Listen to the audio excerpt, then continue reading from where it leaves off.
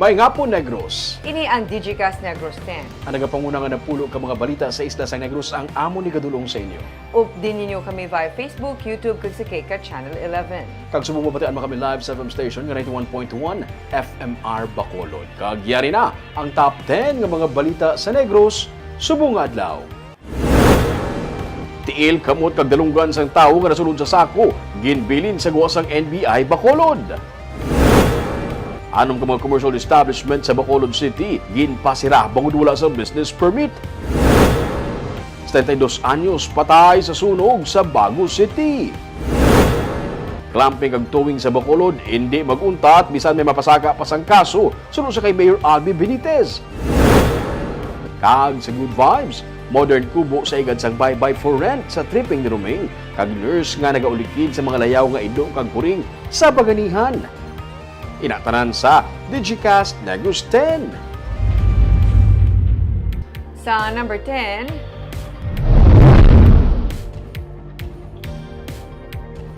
kaso sang dengue sa Western Visayas ang nagapalapit sa 1,000. Paday ng kampanya sa Department of Health sa 5S para mapamatukan ang dengue. Sa datos nga ginrelease ng DOH sa Western Visayas, 847 ang total dengue cases humalin sa Enero tubtob Pebrero 10. 14% nga mas manubo kung ipaanggid sa kasubong nga tion sa nagligad nga tuig. Ugaling, may isa ka na record nga dengue death gikan sa Iloilo Province. Sa records ng DOH, ang napatay, isa ka 6 ka tuig nga bata nga lalaki. Ang Negros Occidental, may 117 ka dengue cases nga na-record, 0 death. Ang Bacolod naman, may 23 dengue cases kag 0 deaths. Gineduso ang search and destroy para wala sang balayan ang mga lamok. Nagasunod ang self-protection. Magpakonsulta kung nakitaan sang sintomas sang dengue, kangay sang hilanat, rashes kag iban pa. Dapat nga magpa-fog sa mga outbreak areas kag dapat man magpadayon ang hydration.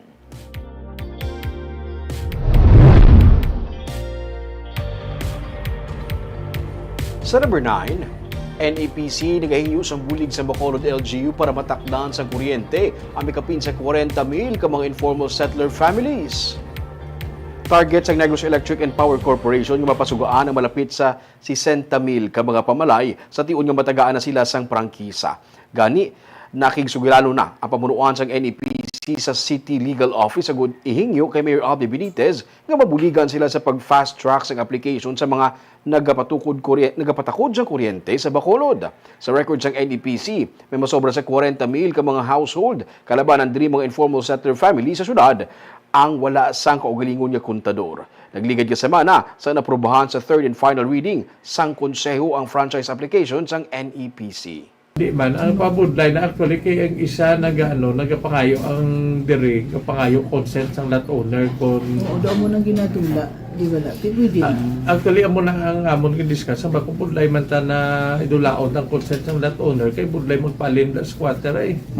Ipili maamba ko okay na daw gaanta kay right na sang konsumidor na maasang every na may electricity pero kung violate niya naman gani ang right to sang lot owner to mong gabayad lang tax eh.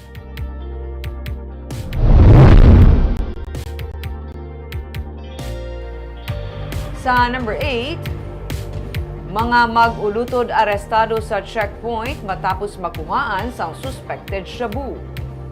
Sa checkpoint sa Purok Kamansi, Barangay Banago sa Bacolod City, Las 10 sang gabi, na-aresto ang mga lalaki nga mag-ulutod sa kagabi. Ginkilala ang mga suspect nga Sanday Rostum Aranga, 19 anyos kag magulang sini nga si Eric Aranga nga mga taga Hacienda Chona, Barangay Lantad, Silay City. Upod nila nga naaresto ang mag-utod man nga Sanday Elwin Besonia kag Wilfred Besonia sa Hacienda Ginalayan, Barangay Torto sa Manapla. Naglabay sa checkpoint sa Police Station 3 ang mga suspect. Kaginparahan ang mga ini bangod wala sang may ginasuksok nga helmet. Sanggin pangitaan sa driver's license sa mga suspect na aktuhan ang mga ini nga may ginhaboy nga suspected shabu kag improvised glass tutor nga may traces man sang suspected shabu. Sa number 7,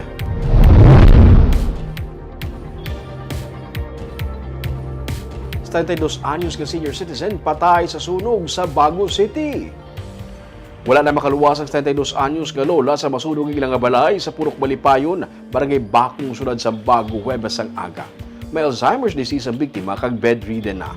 Gitinguan man siya nga luwason kutan ni 58 anyos nga utod nga naka-wheelchair o galing madasig nga naglapta ang kalayo nga nagtupok sa ilang balay. Ginpahayag ni SFO1 Rustan Saison, fire supervisor sang Maaw BFP Fire Substation, electrical in nature ang mahimo ginalinan sang sunog. Nagpalabot na sang ayuda ang Baguio City LGU sa nalisdan nga pamilya.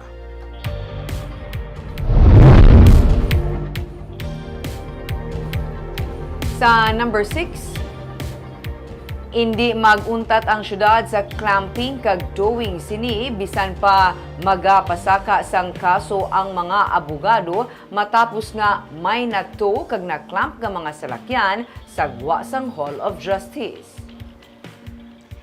Ini ang panindugan ni Bacolod City Mayor Albi Benitez para sa alkalde may ginabasehan man sila ng ordinansa sa pagpatuman sang clamping kag towing sa Gatuslaw Street sa Bacolod.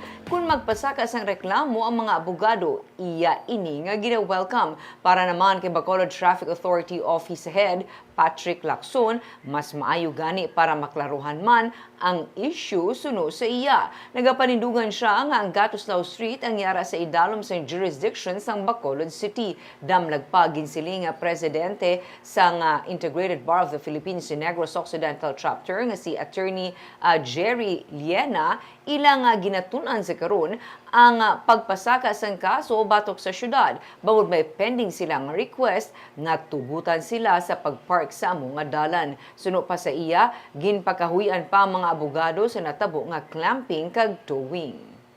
Welcome. We welcome it. No? I'm sure they have all the right to do so. Para we will respond accordingly. We have certain ordinances that we are following. So based on those legal foundation, amo na nga mo himo. Welcome kita, lagi na respeto ta na. No, kag ulat-ulat ko lang para matapos ang issue. Buliwaton ko lang ako ng opinion ha. Yes sir. Gatuslaw Street, hindi ko yan abogado ha. Gatuslaw Street is under our jurisdiction.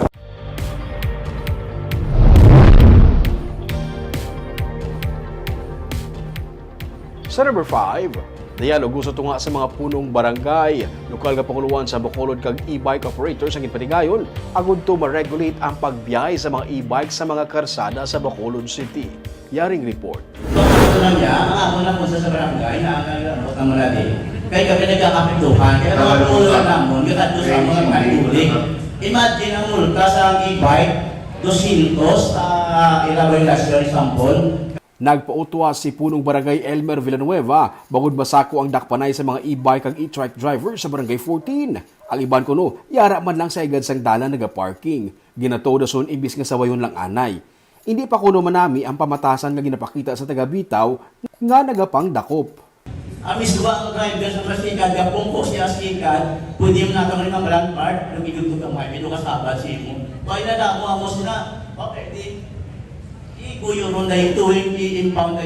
Kung hindi ibanin sakto ang pamaagi sa pagdakop, sa iya na nagpangayo sa pasaylo ang pamuno sa Bitaw nga si Patrick Lacson, pero nagpangabay man siya nga kung mahimo makuhaan tani video o kung litrato para may basihan man siya sa pag-aksyon kag hindi lang istorya. Kasi mo pasensya, kasi mga constituents mo, kaayupin kong moderno naman sa mga technology. Pero kung iyan ng bali mo nila cross na Pedro, si Pedro, matinay at si Juan de la Cruz ang sana, pwede sa pasingatuan. Moderno naman ang kuwain yung video, ebidensya ng malang hinamban. Hindi lang si Kapitan Villanueva ang may reklamo kag luyag maatagan. Gani gipatawag ni Bacolod City Mayor Albi Benitez ang isa ka dialogo para maatagan ang tanan. Kung basihan lang abi ang guidelines ng Land Transportation Office, may mga e-bike o kung e-trike nga hindi gani dapat kargahan sa pasahero. Kag may mga e-bike kag e-trike nga dapat irehistro sa LTO, kag ang mga driver dapat magkuha sa driver's license. Inibase sa Administrative Order No. 2021-039. Ini nga order nagsiling nga amo ni klase e-bike, amo ni klase e-trike irehistro gid sa LTO. amo ni klase nga e-bike, amo ni nga klase e-trike, waay kinahanglan ni rehistro sa LTO.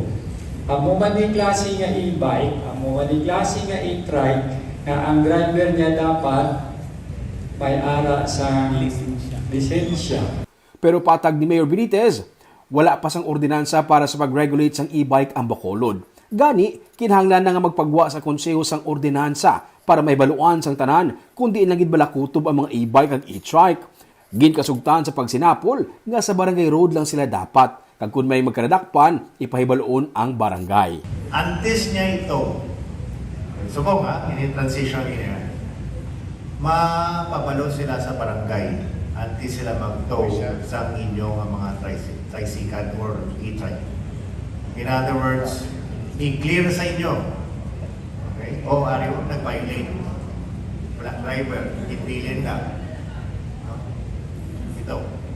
So kinahanglan ta, i-adapt niya na isang madihon kita, mapatawag ko, mapaubra ko, madihon kita sa ordinansa, patawag ka po namon, we will distinguish number one kung kay sino maidalong ang jurisdiction sa paghatag sa regulasyon. Manasod nga ipatawag ang mga nagabaligya sang e-bike ag e-trike naman sa Bacolod City. Ang mga e-bike operators na athagan man. Pero luyag nila nga may separado pagigadialogo kung pwede ilang mga drivers para maedukar sila sa kung diin lang sila pwede.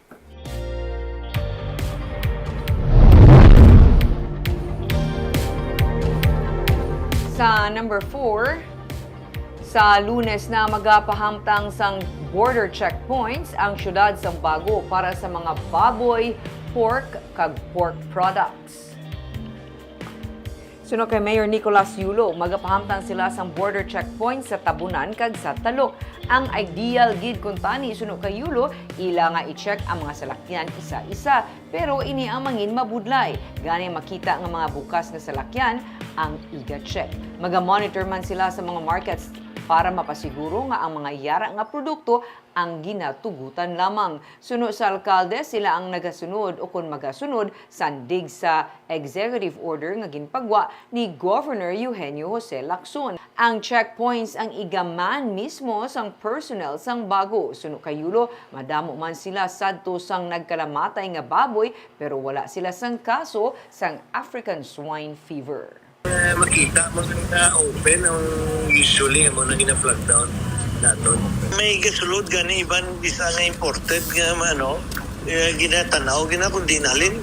Okay, there are areas where we can accept according to the directive of Gov Lacson. There are areas where we can receive let's say from green areas, hindi makapag-receive.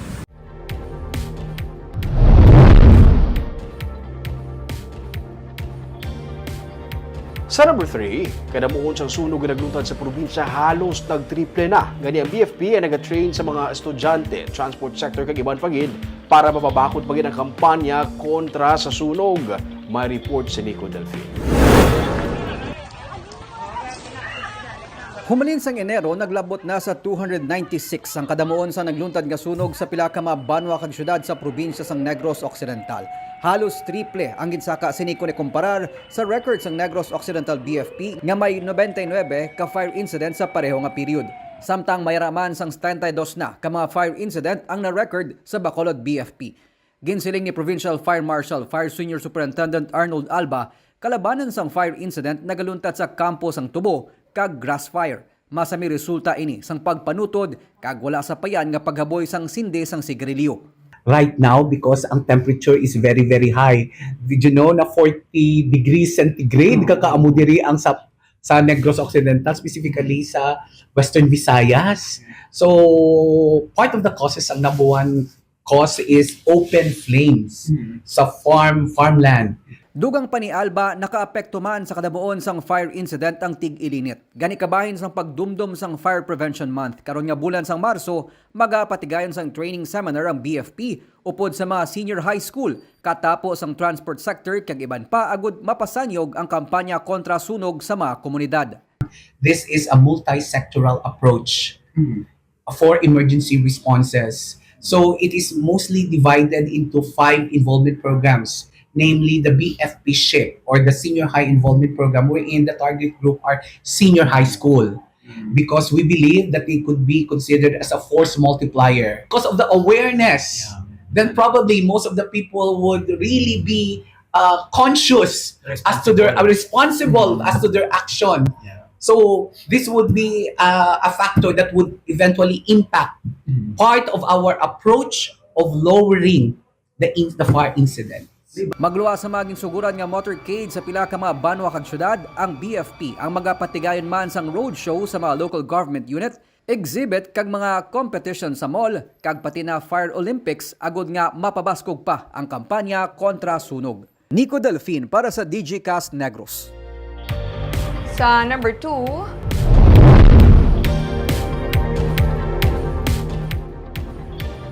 anom ka mga commercial establishments ang ginpasiradaan bangod wala sang business permit. Ginbalikan na sa katapos ng City Legal Office ang pila ka mga commercial establishments sa Bargain Square Mall nga natulupang dan tinuig na nga wala sang business permit. Anong tanan ang wala naka-secure sang permit matapos man maisyuhan sang notice of closure. Gani kaina isa-isa sila nga ginpasiradaan. Kabahin diring isa ka printing service nga naabtan pa nagapang imprinta sang t-shirt para sa Bacolod LGU. Wala ini sang business name kag daw ginhungod ang pagkakas nila sa ngalan sa nakapaskil nga tarpaulin agud indi sila matutulan sang enforcement team. Mayara man sang tailoring shop kag fashion house sa Plaza Mart nga ginpasiradaan. Kag sa numero 1 sa mga balita, subong adlaw.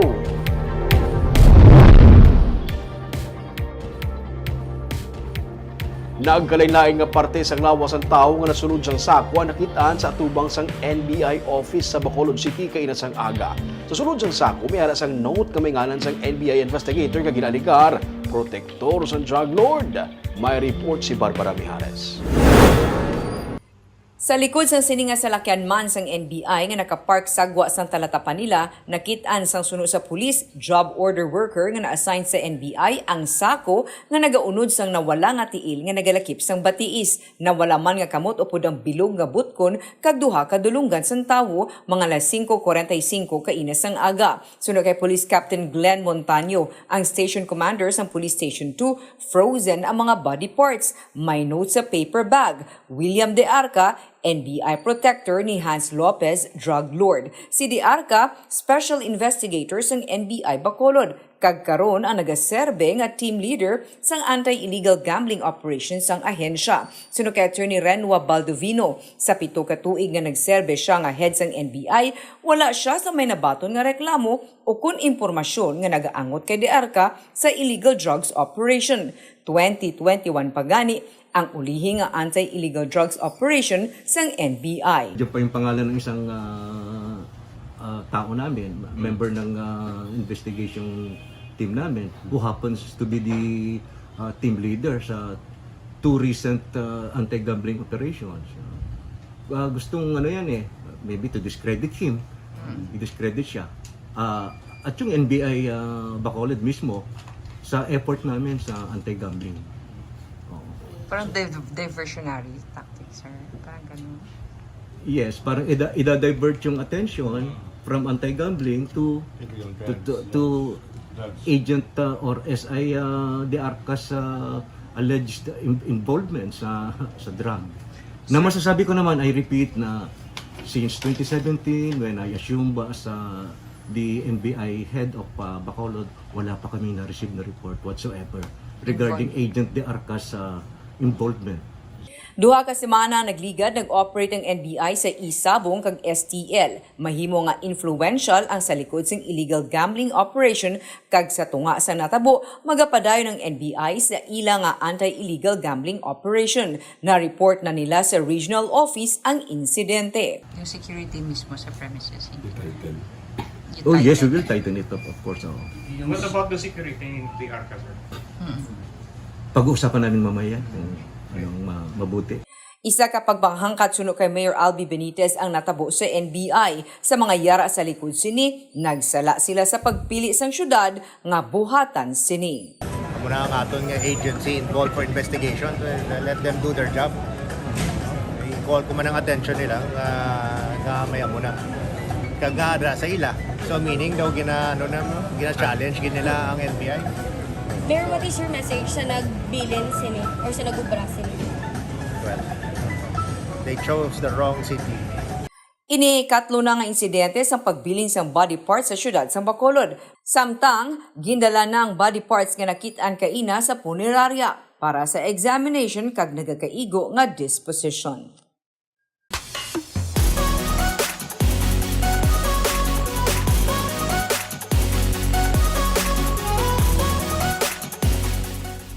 Kagyari naman ang pangpabalo na mo niya pang pag-good vibes sa inyo sininga weekend. Nagapasunod na ang summer, mainit na ang weather, kanami ipahulom sa baybay. Di bala mas manami kun malinong kag mataway ang kaladtuan nga baybay. Kag kun makarenta ka sa moderno nga kubo nga para lang gid sa inyo nga pamilya o kun barkada. Kag kadungan pa sini ang matinlo nga shoreline kag matinaw nga tubig. Ini ang aton nga lagawan buwas sa tripping ni Rumig at 10 a.m.